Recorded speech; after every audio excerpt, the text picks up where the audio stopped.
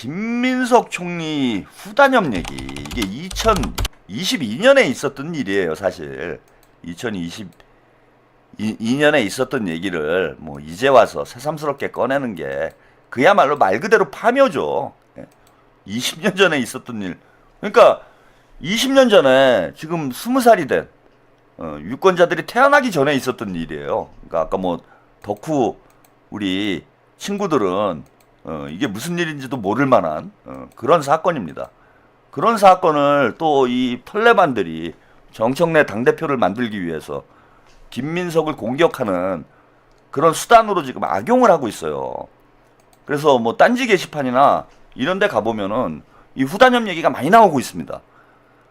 근데 이제 어쨌건 이게 프레임이 상당히 그 내용이 복잡하기 때문에 김민석은 노무현을 배신한 사람이다.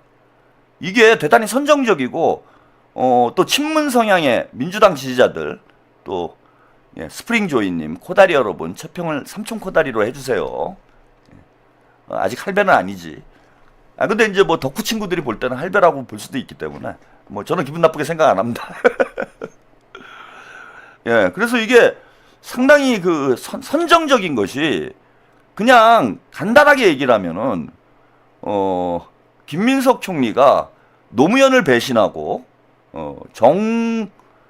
정몽준을 밀었다. 이렇게 설명이 돼 버려요. 그러면은 배신자 프레임에 딱 김민석 총리가 걸려버리는 거야. 게다가 이제 우리 민주당 지지자들이 노무현 대통령에 대해서는 부채의식을 가지고 있잖아요. 이런 감정을 친문들이 털레반들이 지금 교묘하게 악용을 하고 있다. 그래서 우리가 이걸 정확히 우리 당원들에게 저는 설명을 해야 된다. 그리고 뒤에 이제 영상을 보고 말씀을 드리겠지만은 이거는 김민석 총리가 잘못했다라고 할 수 있는 얘기가 아니에요. 그리고 노무현 대통령께서도 자서전에서 이때 김민석의 정치적 판단이 옳았을 수도 있다라고 언급을 하세요. 그러면서 김민석이 너무 그 대가가 컸다. 노무현 대통령의 자서전에 그런 언급이 나옵니다. 그래서 친문들이 이 문제를 가지고 사실은 김민석 총리를 비난하는 거는 결국은 노무현 대통령의 뜻을 거스르는 거예요, 이거는. 자, 보세요. 이거 한번 제가 보여드리기도 했는데. 그러니까 철새 정치인이다 이거죠. 노무현을 배신하고 정몽준한테 붙었던 철새 정치인이다. 그래서 이런 이미지를 만들어서 지금 김민석 총리를 공격을 하고 있습니다. 김민세다 이런 거죠. 근데 과연 당시에 김민석의 선택이 자신의 철새라는 건 그런 거잖아요. 자신의 정치적 이익을 위해서 동지를 저버리고 다른 쪽으로 붙은 이런 정치인들을 흔히 철새라고 하는데 2002년 대선 때 김민석의 선택이 과연 그런 철새가 먹이를 찾기 위해서 둥지를 벗어난 그런 행위인가? 우리가 이걸 좀 똑바로 알 필요가 있다라고 봅니다. 자, 이 영상은 아마 모르시는 분들이 많으실 텐데 당시 김민석이 왜 정동영에게 갔는지 그 상황에 대해서 동교동계 정치인의 증언 영상이 있어요. 이게 많이 안 알려져 있는데 저도 최근에 이 영상을 처음 보게 됐습니다. 그래서 방송에서 한번 제가 소개해 드린 적도 있는데 처음 보시는 분들이 아마 많을 거예요. 그 당시 동교동계 정치인의 일단 이 증언을 한번 보시고 여러분들이 한번 평가를 해보세요. 김민석이 과연 동지들을 배신한 것인가? 김민석이 과연 노무현을 배신한 것인가? 자, 그 증언 영상 함께 보시겠습니다. 후단협에 참여했던 건데 그 참여한 이유 뭐 그런 거 좀 듣고 싶고요. 그래서 이제 그 당시에 여론조사를 해보면요, 그 이해창 한나라당 후보라고 할까 총재님이 한 43%, 45% 나오고, 그리고 이제 우리 그 새천년 민주당 노무현 후보는 19%, 20대도 못 미치고, 또 정몽준 후보가 한 29%, 30% 정도 됐었거든요. 그러면 어떻게 보면 있잖아, 그 상태에서 선거를 치러보면은 그냥 저기 정권 있잖아요. 한나라당한테 넘어가는 게요. 그런데 넘어가는데 무엇보다도 이제 중요한 것은 정몽준이가 됐던 노무현이가 됐던 둘 중에 한 사람만 나오면은 그래도 국민들한테 심판을 받아볼 만하다고 저는 그렇게 생각했던 거고. 세이스 안 나오고. 예, 셋이 안 나고 둘이 싸우면 1대1로 싸우면은 그래도 한번 해볼 만하다 그렇게 생각한 거지. 그렇게 하고 또 지들 입장에서는 뭐냐면은 그 김대중 대통령님하고 옛날에 김영삼 대통령님하고 서로 있잖아 싸운 거 대통령 같이 출마한 게 그게 있잖아 한이 됐잖아요. 그래서 있잖아 국민들한테 실망을 줘서는 안 되겠다고 하는 것이 기본적인 입장이고 그러고 이제 그 당시에 이제 후단협을 하면서 제가 선도적인 역할을 했던 것이 이제 역사적으로 지냈고 모든 사람들 있잖아요. 저기 지금 안 계신 분들도 많기 때문에 제가 이제 말씀을 드리는데 하루는 정대철 대표께서 좀 식사를 같이 하자고 그래요. 코리나나 호텔에서. 그리고 거기를 가봤더니 저기 한감사원장, 김상현 의장, 장윤병 박사, 그리고 저 정대철, 이용 저기 노무현 캠프에 조직위원장 했던 이용 그렇게 계셔.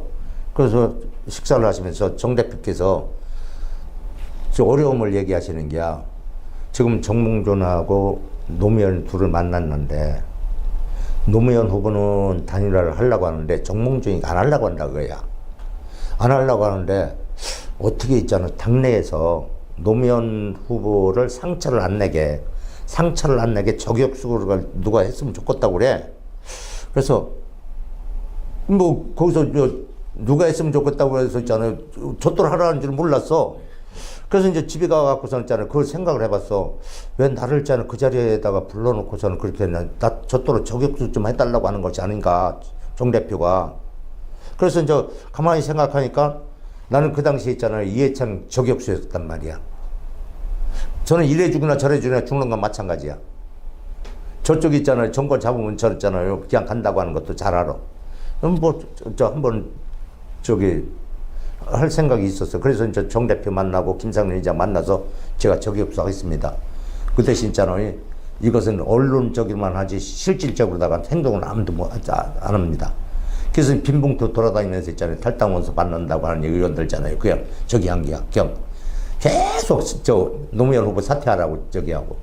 그래서 정몽준 그렇게 그 과정에서 김민석이라든가 신낙균이라든가 이분들 있잖아요. 저쪽까지 갔잖아. 예. 정몽준 캠프까지 갔잖아. 그건 가고 싶어서 간 게 아니에요. 노무현이가 약해 보이게 만들기 위해서 이쪽에서 작전으로 간 거지. 그래서 거기서 최고의 피해자가 김민석이지. 그건 쥐다 있잖아요. 어떻게 보면 국민들한테. 아니 근데 거기 갔을 때는 그래도 저기 정몽준 후보를 지지했던 거 아닌가요? 이쪽을 뭐냐면은 노무현 후보는 단일화를 하려고 하고 이쪽은 안 하니까 정몽준 그냥 아니지 힘을 실어줘야 정몽준이가 단일화에 임하겠니. 임하기 위해서 정몽준이를 좋아서 그런 게 아니라 정몽준 후보로 하여금 단일화를 할 수 있는 기반을 만들어주기 위해서.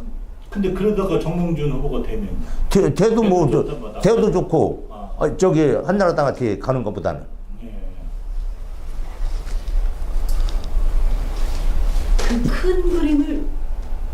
큰 그림을 저기 그릴 적에 김영배 저기 그전에 국회 부의장 하시던 분 정대철 그 김상현 그리고 이제 제가 거기에 저기 한 거 앞제비 노릇을 한 거지.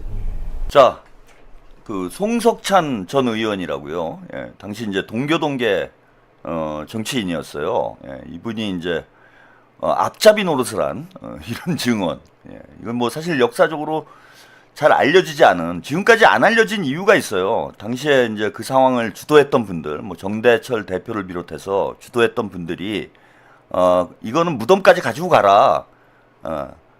그렇게 요청을 했다고 그래. 뒤에 이제 다시 한번 영상을 제가 보여드릴 텐데 송석천 전 의원이 그런 증언을 합니다. 이게 무슨 상황이냐 하면요. 노무현 대통령이 이른바 노풍이 불어가지고 민주당 대선 후보가 됩니다. 대선 후보가 돼서 승승장구를 해요. 지지율 1위까지 치고 올라갔습니다.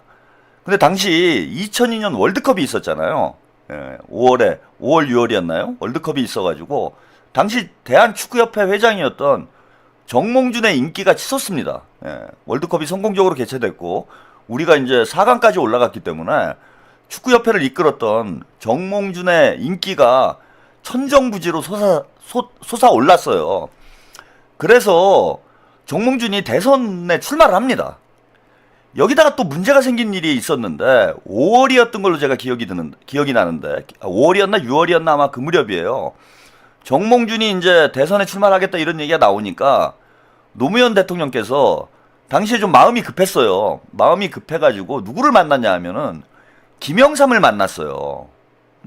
근데 뭐 지금이야 뭐 김영삼에 대해서 뭐 좋게 생각하시는 분들도 있겠지만은 김영삼은 자 이게 87년 대선으로 거슬러 올라가는데 87년 대선에 우리가 노태우한테 졌잖아요. 네, 군사독재를 민주항쟁으로 군사독재를 끝낼 수 있는 상황이 됐는데 양김이 분열을 합니다. 김대중과 김영삼이 분열을 했어요. 그래서 뭐 이른바 김종필까지 나왔기 때문에 사자 필승론이라는 얘기가 나왔습니다. 그래서 당시에 노무현이 아니고 죄송합니다. 노태우가 36%를 득표를 했어요. 그런데 김대중과 김영삼이 김종필은 그렇다 치고 김대중과 김영삼이 표를 나눠 가지면서 그때도 후보 단일화를 해야 된다라는 시민사회의 요구가 컸습니다. 민주화를 이끌었던 제야의 목소리가 컸어요. 그래서 범민주 단일 후보를 내야 된다. 뭐 이런 요청이 컸습니다. 그래서 김영삼과 김대중이 단일화를 해라. 근데 두 분 다 욕심을 내 가지고 결국은 완주를 했어요. 그래서 노태우가 불과 36%를 득표를 하고 당선이 된 거예요. 이게 우리 민주화 운동의 가장 큰 아픈 기억 중에 하나입니다. 그리고 나서 그 다음에라도 민주진영이 단결을 해서 정권 교체를 이뤘으면 좋은데 이 김영삼이 노태우하고 야합을 해요. 그게 91년도 3당 야합이 진행이 됩니다.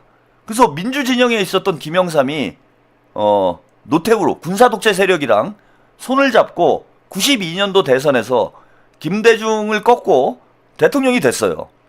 그래 따라서 군사독재하고 손을 잡았던 김영삼에 대해서 우리 민주 시민들이 좋게 볼 리가 없죠. 근데 노무현 대통령께서 개혁을 천명하면서 돌풍을 일으켜서 대선 후보가 됐는데 김영삼을 만나니까 민주 시민들이 좋게 볼 리가 없잖아요. 그 지지율이 떨어집니다. 그 노무현 대통령 입장에서는 한 표라도 또 이 노무현 대통령이 김대중계가 아니에요. 그 김영삼이 노태우하고 민자당을 만들고 합당을 했을 때 그 민주당을 꼬마 민주당이라고 했습니다. 민주당을 지켰던 분들이 있어요. 당시 이기택 총재, 뭐 노무현 대통령 이런 분들이 그 3당 합당에 합류를 안 하고, 그러니까 지금 보면 이제 PK 출신 민주 세력들이죠. 이분들이 3당 합당에 합류를 안 하고 민주당에 남습니다. 그래서 그걸 꼬마 민주당이라고 해요. 그리고 김대중 대통령은 92년도 대선에 패배한 이후에 정계 은퇴를 선언을 하고 떠나갔어요. 예. 해외로 유럽으로 유학을 갑니다. 그래서 이제 차세대 주자들이 뭐 경쟁을 했는데 사실 김대중 대통령의 빈자리를 채울 만한 그런 민주진영의 거물 정치인이 없었어요. 그래서 민주진영이 김대중 대통령이 떠난 이후에 지리멸렬해집니다.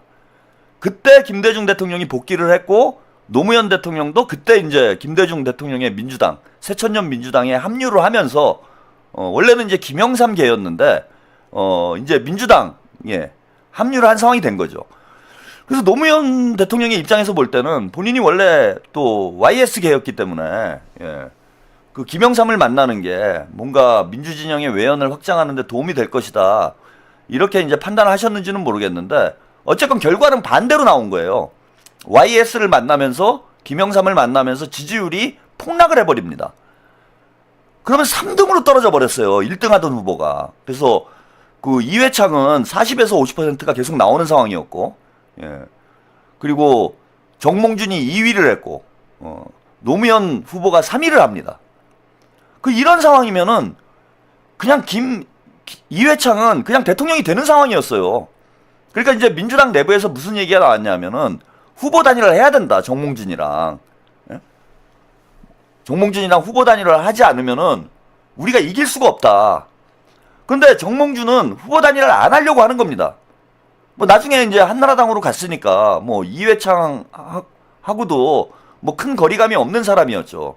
그래서 정몽준이 완주를 하려는 태도를 계속 유지를 했기 때문에 자, 이 상태로 가면은 정권 재창출이 불가능한 상황이었어요. 그래서 김대중 대통령의 뜻을 따르는 동교동계 정치인들이 나서가지고 후단협을 만든 거예요. 후보 단일화를 해야 된다. 근데 이게 뭘 나쁜 건 아니잖아요. 근데 정몽준이 후보 단일화 안 하려고 하니 왜냐하면 단일화 경선을 하면은 질 것 같다라는 생각이 드는 거예요. 정몽준이 질 것 같다라는 생각이 드니까 후보 단일화를 안 하려고 합니다. 그래서 작전을 짰다는 거예요. 어찌 보면 뭐 지금 보면은 정치 공작이라고 할 수 있는 거죠. 동교동계 쪽에서 작전을 짜가지고 저 송석천 의원이 노무현 대통령이 상처를 입지 않는 선에서 노무현을 공격해라. 그러니까 민주당에서 일부러 노무현을 공격을 한 거예요. 노무현 후보를 뭐 바꿔야 된다라는 둥 막 이런 작전을 쓴 거예요. 그리고 심지어 김민석 총리는 당시에 그야말로 김대중의 황태자였습니다. 김대중의 거의 뭐 복심이라고 할 수 있는 김대중 대통령의 비서실장을 맡았는데 당시에는 대통령이 당 총재를 겸임을 했어요. 근데 대통령 직무를 수행하면서 당무를 볼 수가 없으니 비서실장이 사실상의 당대표 역할을 했습니다. 그리고 당시에는 뭐 김민석 총리가 뭐 엄청난 인기를 누리고 있었던 시절이죠. 차기는 이제 뭐 김민석이다 이런 얘기가 나올 정도로 물론 뭐 서울시장 선거에서 김영박에게 패배를 하긴 했지만은 민주당의 차세대 주자 김대중의 후계자 황태자로 대단히 주목을 받고 있었던 그런 시점에 김민석 의원이 개인적으로 탈당을 하고 정몽준 캠프에 들어가 버립니다. 그럼 정몽준 쪽으로 완전히 무게 중심이 쏠려 버리는 거죠.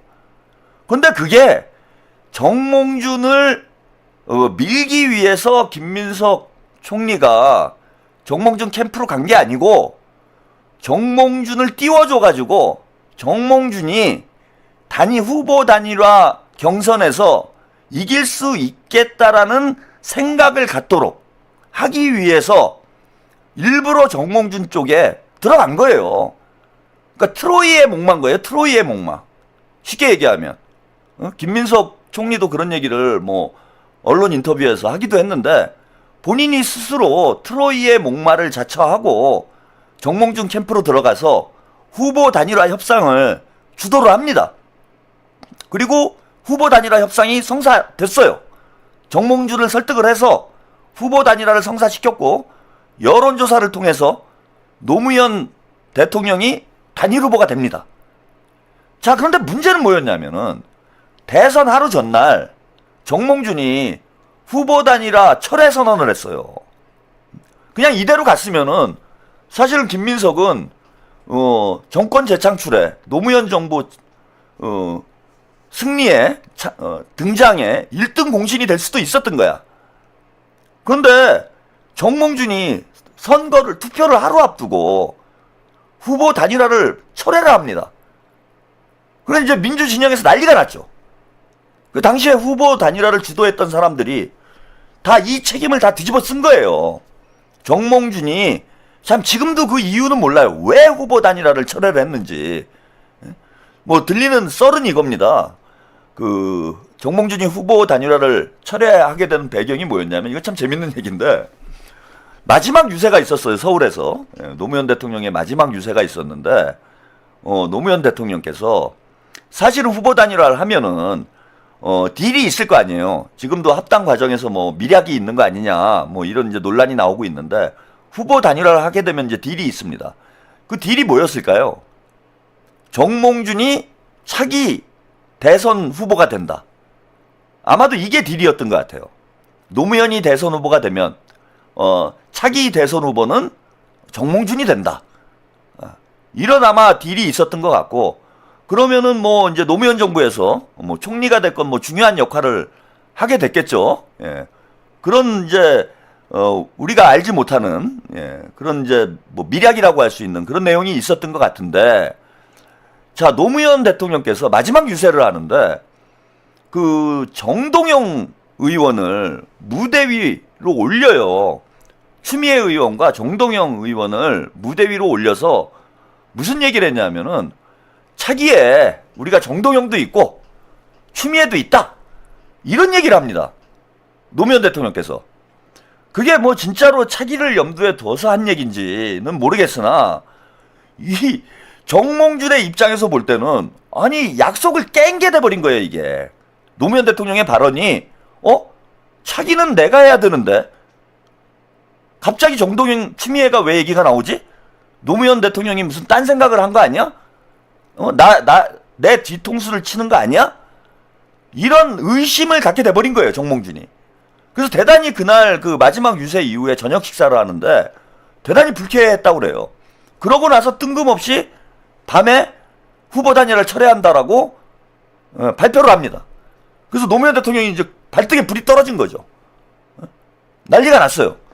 그래서 정몽준 집 앞까지 쫓아가가지고 설득을 하려고 그러는데 정몽준이 문전박대를 해버립니다. 그러면서 결국은 후보 단일화는 실패로 끝났어요. 그런데 이게 거기에 반전이 또 있었어요. 다 선거 졌다고 생각했습니다. 저도 당시에 졌다고 생각했고 뭐 김민석 총리도 그렇게 생각을 했다고 그래요. 그런데 밤이 되니까 저도 이제 정권 또 뺏기는구나. 이회창이 대통령 되면 어디로 도망갈까. 뭐 이 생각하면서 신촌에서 술을 먹고 있었어요. 저는 대선 패배를 이제 확신을 하고 단일화 해도 이길까 말까였는데 단일화가 철회가 됐으니 이 대선은 지는 거다, 이렇게 생각을 했습니다. 그런데 밤에 술을 먹고 있는데 길거리가 소란스러운 거예요. 신촌에 사람들이 뭐 노란 셔츠, 노란 잠바, 노란 손수건, 뭐 노란 머플러, 뭐 이런 걸 들고 나온 시민들이 선거운동을 하는 겁니다. 그 늦은 밤에 선거 마지막 유세까지 끝났는데 그날 새벽까지 우리 시민들이 진짜 촛불 응원봉 혁명 때처럼 거리로 쏟아져 나와가지고 노란 스카프를 두르고 노란 목도리를 두르고 나가서 선거운동을 했어요. 마지막에 끝까지 포기하지 않고. 야, 이거 분위기 이상하다. 저 당시 기억이 아주 생생합니다. 야, 이거 분위기 이상하다. 그러면서 대선판이 뒤집어졌어요. 노무현 대통령이 극적으로 승리를 하게 됩니다. 이것에 대해서 김민석 총리는 반성을 했어요. 뭘 반성한 거냐면 김민석 총리가 본인이 정몽준 캠프로 간 것에 대해서 반성한 적은 없습니다. 뭘 반성을 했냐? 국민의 힘을 믿지 못했다. 시민의 힘을 믿지 못했다. 지금으로 얘기하면 응원봉의 힘을 믿지 못했던 거예요, 김민석이. 그리고 모든 정치를, 아직은 그때만 해도 젊었기 때문에 정치를 공학의 관점에서 본 거예요. 후보 단일화를 성공하면 승리할 거고 후보 단일화가 깨지면 질 거다라고 생각을 한 겁니다. 내가 정치를 보는 안목이 부족했구나. 국민을 믿지 못했구나. 뭐 이 얘기는 여러 차례 했습니다. 여러 언론에 나와가지고. 내가 국민을 믿지 못했다라는 걸 크게 반성을 했다라고 합니다. 저는 김민석 총리가 반성을, 그 문제에 대해서 후단협 문제에 대해서 반성을 해야 되는 지점이 있다라면 그 지점 외에는 없다고 봐요. 어찌 보면은 김민석이 정권 재창출의 1등 공신이었습니다. 그런데 그 모든 대선에 승리를 했음에도 불구하고 본인 스스로 본인의 정치적 생명을 걸고 트로이의 목마가 돼서 민주진보 진영의 승리를 위해서 헌신을 했는데 오히려 역적 배신자가 돼가지고 무려 뭐 지금까지도, 지금 25년이 지났어요. 25년이 지난 지금까지도 김민석을 배신자라 낙인 찍고 김민세라 비난을 하면서 좌표 찍어서 공격하는 게 이게 정상적인 생각을 가지고 있는 사람입니까? 고마워해야 돼요. 김민석의 저는 정치적 오점이라고 생각 안 합니다. 후단협, 그리고 김민석 총리는 후단협에 참여한 게 아니에요. 예, 정몽준 캠프에 참여한 겁니다. 김민석 총리의 정치 인생에서 저는 가장 빛나는 순간이었다라고 생각을 해요. 당시에 후보 단일화를 해야 된다는 걸 반대한 사람이 누가 있습니까? 그럼에도 불구하고 지금까지도 자기 변명 안 하잖아요. 그래서 우리 시민들이 잘 모르잖아. 변명을 안 하잖아요. 제가 그래서 김민석 총리를 다시 보게 됐습니다. 20년이 지난 지금까지도 본인이 어찌 보면 억울한 상황인데, 누명을 쓴 상황인데, 배신자로 낙인이 찍혔는데 그걸 변명하지 않아요. 해명하지 않습니다. 그 언론 인터뷰를 하면 본인이 부족했다, 반성했다. 그런데 그걸 지금 다시 끌어내가지고 파묘를 한다고? 자, 요 인터뷰를 뒤에 부분이 조금 남아있는데, 예, 조금 더 보시고, 뒤에 또 중요한 얘기가 있어요. 예, 보시고 가겠습니다. 이렇게 역정을 돌아오다 보면 거기서 약간 패착이었을 수도 있어요. 제가 거기서 있잖아요. 놀란 게 이제 단일화가 됐으면은 좋아할 거 아니에요. 그래서 이제 저는 저기 구청장을 해봤잖아. 대통령 선거 딱 저 투표날이 다가왔어. 투표율을 올려야 할 거 아니야. 올리려면은 우선 전 유권자들 있잖아요. 투표장을 보내야 할 거 아니야. 중앙당이 와갖고 저 이용 의원이 조직위원장이 있었거든요. 이용 의원하고 계속 있잖아요. 저 호남 지방에 전화를 하는 게 단체장들한테 가두 방송해라. 투표에 참여하려다 가두 방송을 해라. 계속 돌아다니면서 투표에 참여해달라고 하는 거 있잖아요. 선거법이 안 걸리니까 각 저기 시군한테 전화를 해갖고서는 저기 했어. 그래서 노무현 후보가 당선이 됐어. 근데 당선되면서 딱 있잖아요. 그때 제가 중앙당에 있었거든요. 그 TV를 같이 보고 있었어. 같이 보고 있는데 송석찬이가 노무현 사퇴하라고 하는 게 있잖아. 대문짝맞게 나오는 게. 야, 세상에 여기 TV에서. 그 심정이 어떻게 컸어? 그게 있잖아요. 그냥 그때만 해도 있잖아요. 혀가 잘 돌아갈 때거든. 그냥 거침없이 사퇴하라고 하는 게 있잖아요. 그냥 저기 하는데 그게 당선에 되면서 있잖아요. 그게 나오는 게야. 그러니까 어쨌든 간에 본인의 정치 행보를 봤을 때는 이제 거기서 딱 거기서 그냥 거기서 저 완전 있잖아요. 무너지기 시작하는 거지. 노사모하던 분들이 봤을 때는 완전히 죽일 사람이지. 그냥 거기서부터 끝난 게요. 그러니까 거기서 이제 정치 인생이 이상하게. 네. 우리가 이 큰 그림 그리는 건 모르지. 거기서는 저는 있잖아요. 그 후에 노무현 대통령이 저기 과학의 달 대동 연구단지를 오셔서 제가 연구단지 지역이잖아요. 그래서 대통령께서 눈길을 안 줘. 옛날에는 가깝게 했던 분이. 근데 이용이라는 분이 얘기를 해주셔야 되는 거 아니에요? 해줘야 하는 데 있잖아요. 그 이상하게 안 해주대. 그래서 연구단지를 오셨길래 눈길을 안 줘. 보기 싫어갖고. 그래서 제가 김상현 의장님을 찾아갔어요. 의장님, 어저께 있잖아. 노무현 대통령께서 오셨는데 눈길도 안 주더라고. 나 저 얘기하겠다고 지난번에 있었던 거 얘기하겠다고 그랬더니 저 있잖아요. 손목을 탁 잡으면서 무덤까지 가세요. 국민들이 알으면 어떻게 생각하시겠나. 무덤까지 가세요. 얘기하지 마세요. 그건 우리끼리 한 건데 정치하다 보면 있잖아. 얼마든지 협의할 수 있는 거고 상의할 수 있는 거고 승리를 위해서 우리는 무슨 국민들한테 피해 준 거 없지 않느냐고. 그래서 저기 하더라고. 말리더라고요. 그래서 이제 거기서 최고의 피해자가 김영배, 국회부의장 하시던 김영배, 김민석이, 송석찬이, 이분들은 진짜 피해 많이 봤지. 단일화 과정에 있어서. 여러분 참 뭉클한 얘기죠. 예, 어찌 보면 뭉클한 얘기입니다.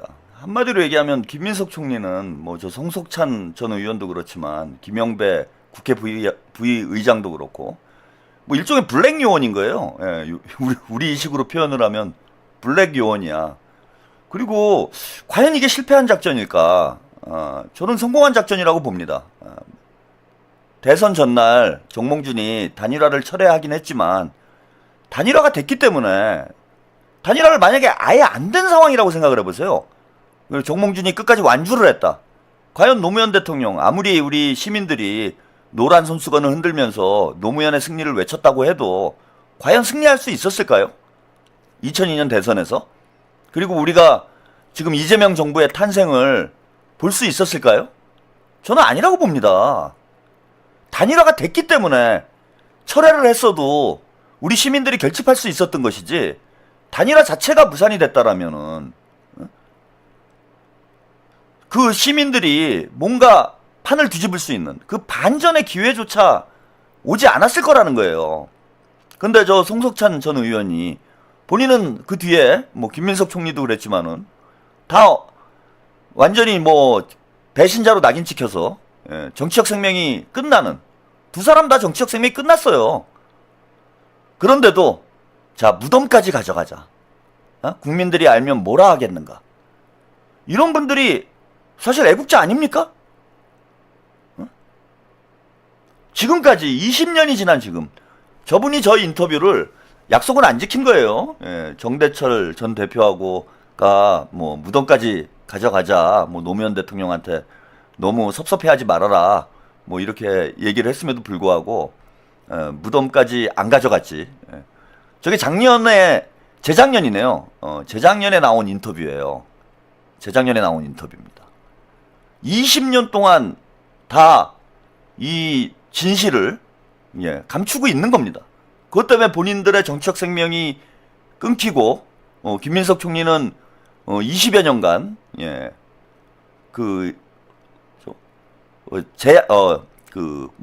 갑자기 단어가 생각이 안 나네. 저도 좀 뭔가 목이 메이네요 지금 상황이. 푸른이르님, 역시 꽝님 파묘 당하시는 걸 다시 살려주네요. 김민석 총리는 진짜 정치에서 쫓겨나가지고 그 순환의 시련의 세월을 겪었잖아. 그런데도 지금까지도 그 구체적인 내막에 대해서 유일한 증언입니다. 저게 아무도 얘기를 안 했어요. 저 송석찬 전 의원의 증언이 유일한 증언이에요. 김민석 총리는 아직 세밀한 얘기를 한 번도 언급한 적은 없습니다. 본인이 반성을 하고 있다 이런 얘기를 하고 있죠.